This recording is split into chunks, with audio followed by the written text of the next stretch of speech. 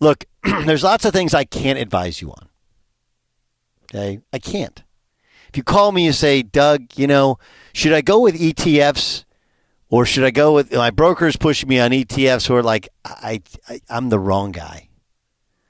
I'm the wrong guy. I just am. Book of the Month Club, don't ask me. I need to get back to spending some time reading a book before I go to bed every night, right? But it's been all audiobooks, and I got to tell you right now, I'm just trying. I got 2 jobs, and I'm trying to do both of them very well. There's lots of things I can't tell you, but coaching in FIBA competition with 12 players, all of whom deserve on some level to play, you got the guy. And I listened, and I have no problem with our Fox Sports Radio brethren. Not all of them really know what they're talking about, but at least the spirit of what they're getting to makes sense. I listened to watch some other networks, and I'm like, these clowns don't get anything. So, couple things here. One, that's a good win to beat Serbia. You may not think so, because you may look at them and go, you got Jokic and a bunch of guys with the ch at the end of their name, and we should beat them every time. Okay, but it's the 4th-ranked team in the world. Jokic, when he was on the court, his plus-minus was 0. It was actually an even game. But he can't play all 40. And that's when we had when he's off the court, a 26-point advantage. But somehow there's this absolute nonsense about Jayson Tatum should be playing. Why? Did we have an issue at the position that he plays? He's a wing, right? He's like a 2, 3, maybe a 4. Right? So let's get to just the realities of 10 people. And you'll hear from Steve Kerr talk about it. But there's 40 minutes in a game. That's 200 minutes per play, 200 minutes total. 12 players, you got 200 minutes. So if you divide up evenly 200 minutes by 10 players, you get 20 minutes apiece. That's half of the game. Now try and do it with 12. And yeah, you look at it and you're like, hey, first team All-NBA last 3 years, like he should be on it. But should he have played instead of Kevin Durant? No. Should he have played instead of LeBron James? No. Anthony Edwards looks like he's bought into his role. He's got a little bit more juice. Got a little better play without the basketball. Should he have played more than Anthony Edwards or taken any of Anthony Edwards' minutes? Maybe. So where, pray tell, would you have him play? Where? He's not a guard. Okay? He's not a guard. And he's not a 5. And, oh, yeah, by the way, if you're going to play that wing, that means you have to guard Jokic and other players when they post up, which is not what he does. He is a scorer. And he has to have the ball in his hands. And he's not used to not being a secondary or even tertiary option. Doesn't play well that way. This is an efficiency game. There's fewer possessions, fewer opportunities. Possessions matter more. It's not a great fit for him in comparison to Kevin Durant, LeBron James, who, though older, long in the tooth, but they know how to play better in FIBA's rules basketball because they played it more. And in regards to putting him in, like in the fourth quarter, like, all right, what's more embarrassing, to not play a guy or to play in the last 5 minutes in a blowout? It's not really that hard. Don't play the guy the last 5 minutes in a blowout. Most of those guys will go like, I'm good.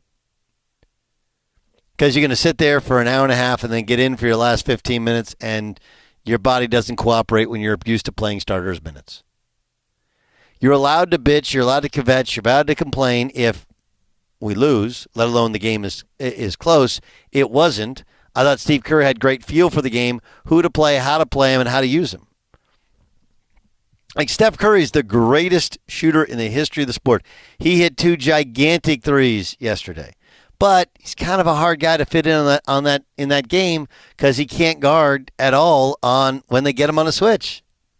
And because you can kind of control him some with hand checking, he doesn't get nearly as many good looks as he does when he's playing stateside. So they turned him into a screener. They turned him into a guy who just plays without the ball. He took up a couple of crazy shots. He made them. We move on. But you have so many people speaking about things that they don't even want to comprehend. And this, by the way, is why Jaylen Brown's not on the team.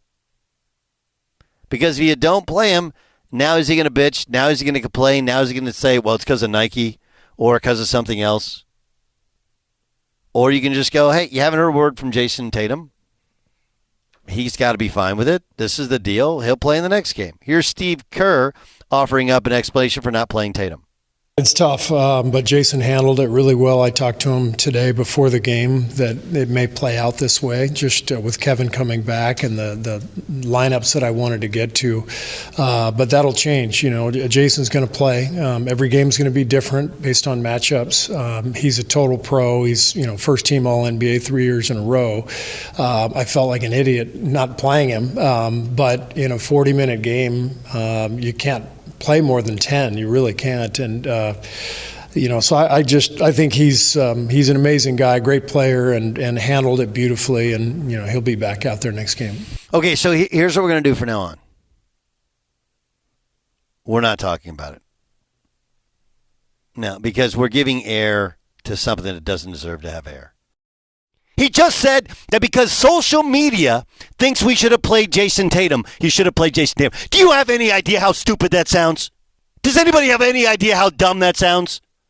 Social media, we can't escape from social media, so you had to play him because you had to play Derrick White.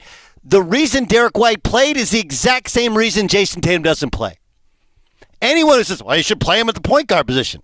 Just tell me I don't know anything about coaching basketball or international basketball, and then we can just fast forward through what you're going to say. Fast forward through what you're going to say. Listen, start with this as the premise, okay? It is a different sport. It is a different sport. That's why the Aussies, the South Sudanese, that's why the Serbians, and players who are marginal at best NBA players, why they can compete with some of the world's best, because it's a different sport. The rules are different. It's officiated different. Everything is different. Okay, so you can take all your accolades and you can shove them where the sun doesn't shine because they don't mean anything. Damian Lillard was borderline unplayable in the last Olympics. And Damian Lillard, was it 3-4 years ago, was a great NBA player. But he can't because he can't guard anybody, and they just posted him up, and going one-on-one off the dribble doesn't work. Okay? Yes, Derrick White, in comparison to Jayson Tatum in an NBA game, Jayson Tatum is going to make $300 million because he can go and get buckets. But Derrick White was a huge reason they won the game because he actually can guard both positions. Jayson Tatum cannot. Derrick White can play without the basketball. They don't need anybody to go one-on-one. We don't need you going one-on-one to get your own shot, to shoot contested middies. We don't need that. Go back and look at when Kevin Durant and all the buckets he scored in the game.